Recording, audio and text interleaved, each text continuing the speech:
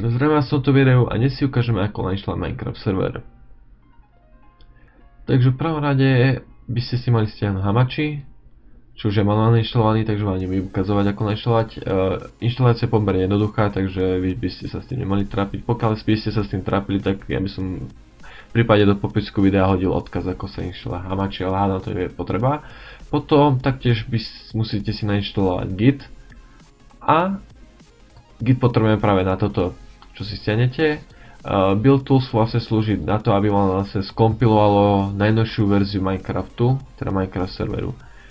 Tak, aby sme stiahli vlastne najnovší build, tak vlastne tu vidíte 40.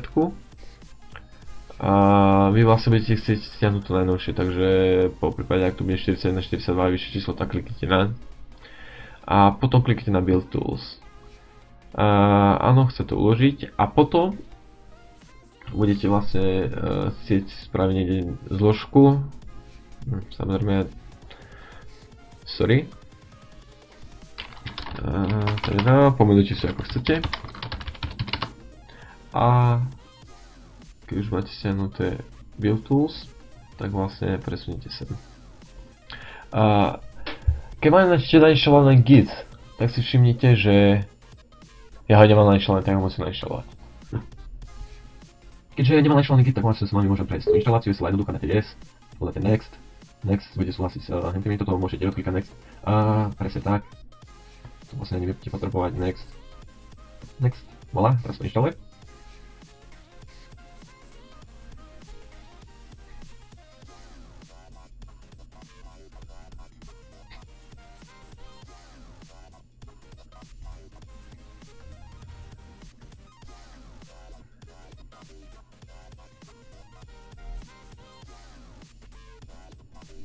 Ak bude inštalácia úspešná,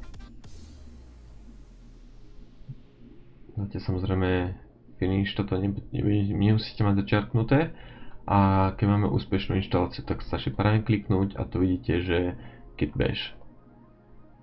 A keď ho otvoríte, tak sa vám spustí takýto príkaz riadok a vy vlastne budete musieť zadať príkaz java, potom jar build a s tabom sa to dá vlastne dokončiť ten riadok a len potvrdíte enter. A ak ste si všimli, tak tu sa začalo vlastne niečo meniť. Vlastne tento build tool sa spustil a začal stiahovať niektoré veci na potrebu, na to, aby vlastne skompiloval Spigot. Takže chvíľku si počkáme. Dobre, ako ste si všimli, tak už to je hotové a všimli ste si, že tu máme Craft Bucket a Spigot a z toho jedno využijeme. Že vytvoríme si novú zložku, najlepšie, že Minecraft server, keby sa to volalo. A hodíme si to tam. Voilà. A tu na stránke máme zrovna aj príkaz, ako spustiť tento server. Takže najlepšie, čo môžete spraviť, je to, že si vytvoríte nový textový súbor. Môžeme povedať si ako. Otvoríte a dáte file, uložiť ako. A pomenujete to napríklad spustíte alebo run, dáte si all files a musíte mať koncové označenie bad. Uložíte tak tento súbor a sa zase môžete zmazať a prakticky už tu máte run, ktorý spustíte, otvorí sa vám unable to access jar file. Dobre, ešte jedna chyba. Máme dve riešenia. Keď si všimnete, tak to píše, že nemôže sa dosať súboru spigot.kr. A tu vidíte, že tu žiaden spigot.kr není. Je tu iba spigot187.kr. Takže buď opravíme ten súbor, alebo premenujeme tento súbor. Takže premenujeme ten súbor, aby som mal spigot. Teraz keď spustíme, tak by to malo ísť. Chvíľku počkáme.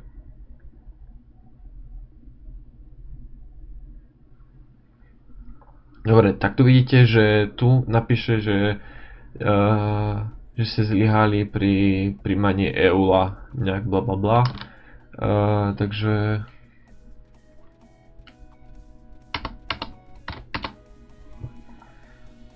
tu vidíte súbor EULA a tu vlastne musíte dať true, že s tým súhlasíte A keď spustíte, tak by vám to už malo automaticky fungovať. Počkáme.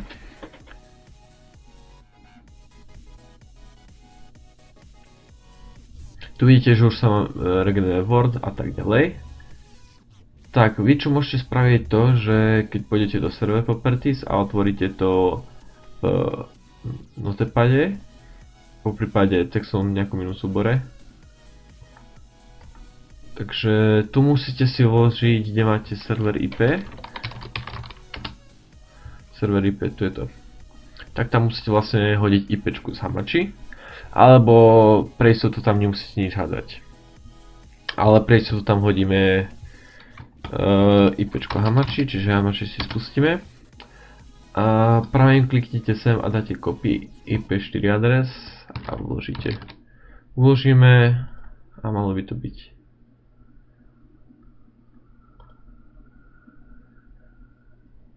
Aha. Musíte predtým, než to budete vôbec upravovať, tak najlepšie je to urobiť vtedy, keď bude hotové načítanie, takže až vtedy to otvorte. Viete čo? Vypneme ten server príkazom stop alebo krížikom. Teraz som to vlastne odenteroval. To môžeme zavrieť. Teraz otvoríme ten súbor. Zvolíme nejaký program. Najlepšie je použiť tento klasický notepad. A vložíme tam tú našu IPčku. Uložíme. A teraz môžeme ten server spustiť zase cez run. Počkám zase, kým sa to na to načíta. A inak chcem sa vám ospravedlniť k tomu, že má problém s vyjadrovaním, nie som vôbec zvyknutý na natáčanie. Že je mi vás o to, že mňa musíte počúvať, ale ja som sa rozhodol vlastne natáčať tieto videá z toho dôvodu, že na YouTube moc tých videí není. Takže server nám úspešne beží, keď si pozriete vlastne tú konzolu, tak by vám to malo vlastne ukazovať aj na ktorej IPčke to beží. Teda, kde IP, vidíte. Takže to beží vlastne na tomto. Takže keď vlastne budete s nejakým kamarátom a sa pripojí vlastne do vašej Hamachi miestnosti. Napríklad tu mám vytvorené nejaké Hamachi miestnosti. Ako sa vytvára Hamachi miestnosť, dáte vlastne Create New Network cez Network a by som vám to mal pomalšie ukázať. Dáte Network, Create a New Network a názov siete napríklad super video, hej. Heslo dáme heslo. Tak, aha, super video 69. A potom, teraz vlastne zmažem, nech sa mi sem nikto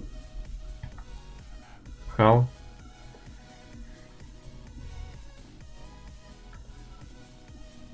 Dobre.